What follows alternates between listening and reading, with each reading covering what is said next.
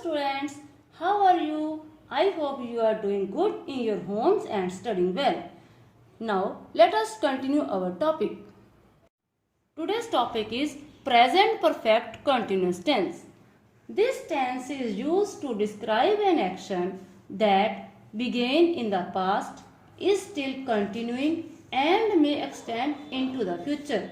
Means कोई काम पहले से चलता आ रहा है, अभी भी चल रहा है और शायद फ्यूचर में भविष्य काल में भी चलता रहेगा। अब हम इसकी आइडेंटिटी देख लेते हैं।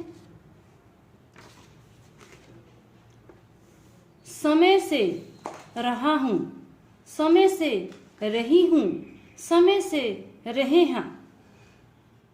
मीन्स इसमें टाइम का प्रयोग हो रहा है और कंटिन्यूस टेंस है तो रहा हूं, रही हूं, रहे हैं आदि आ रहा है। तो अब इसका टेंस रूल देख लेते हैं। Subject plus has have, perfect है इसलिए हैज है, प्लस बीन कंटिन्यूस है तो प्लस फर्स्ट फॉर्म के साथ आईएनजी प्लस ऑब्जेक्ट और इसके साथ सिंस और फॉर का यूज होता है और उसके साथ टाइम का भी यूज होता है।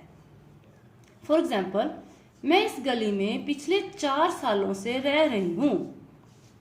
आई हैव बीन, आई हमारा सब्जेक्ट है, सब्जेक्ट के साथ helping verb have, been first form living, ING लगा साथ में, living in this street for the last 4 years। मैं इस घर में 1977 से रह रही हूं। I have been living in this house since 1977। अब जो टेंस रूल होता है वही एक्टिव वॉइस का रूल होता है, लेकिन इसका हम पैसिव इसकी हमने कोई भी पैसिव फॉर्म नहीं रखी है, नहीं होती है। इसका कारण ये है कि इसमें बीन तो रूल में आ रहा है, साथ में आईएनजी भी आ रहा है।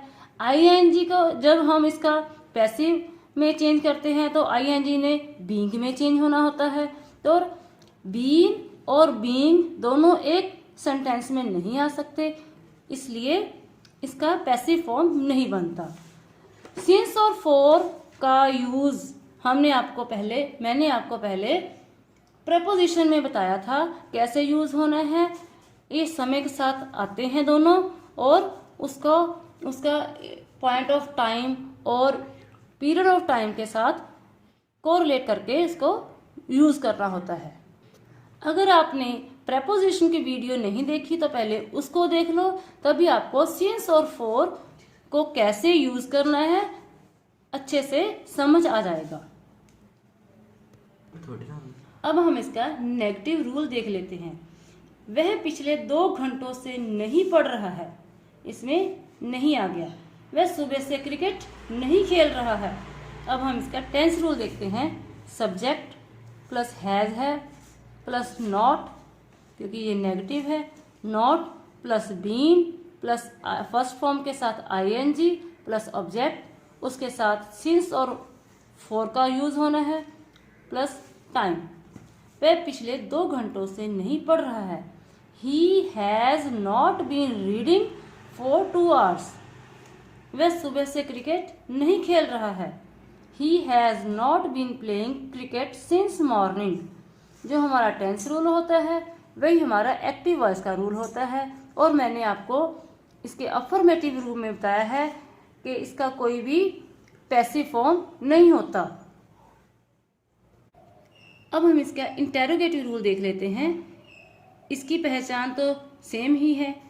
टेंस रूल सब्जेक्ट के पहले हैज और हैव ने भाव हेल्पिंग वर्ब ने सब्जेक्ट से पहले आना है। हैज और have plus subject plus been plus verb की फर्स्ट फॉर्म के साथ आईएनजी प्लस ऑब्जेक्ट, उसके बाद सिंस और फॉर में से कोई एक यूज होना है प्लस टाइम, उसके बाद इंटेरोगेटिव साइन। क्या आप बहुत देर से मेरी प्रतीक्षा कर रहे हैं? Have you been waiting for me for a long time? आप इस घर में कब से रह रहे हैं? Since when have you been living in this house. ये जो सिंस और फॉर है वो सेंटेंस के एंड में भी आ सकते हैं और सेंटेंस के स्टार्टिंग में भी आ सकते हैं। जो टेंस रूल होता है वही एक्टिव वॉइस का रूल होता है, और मैंने पहले ही आपको बताया है पिछले पेज पे कि इसका कोई भी पैसिव फॉर्म नहीं होता। अब हम इसका नेगेटिव इंटेरोगेटिव भी देख लेते हैं। इसमें भी क्या सुबह से बारिश नहीं हो रही है, इसमें क्वेश्चन पूछा गया है, वो भी नहीं के साथ, नावाचक के साथ। तो उसमें क्वेश्चन होने के कारण सब्जेक्ट के पहले ही हेल्पिंग वर्ब लगेंगे।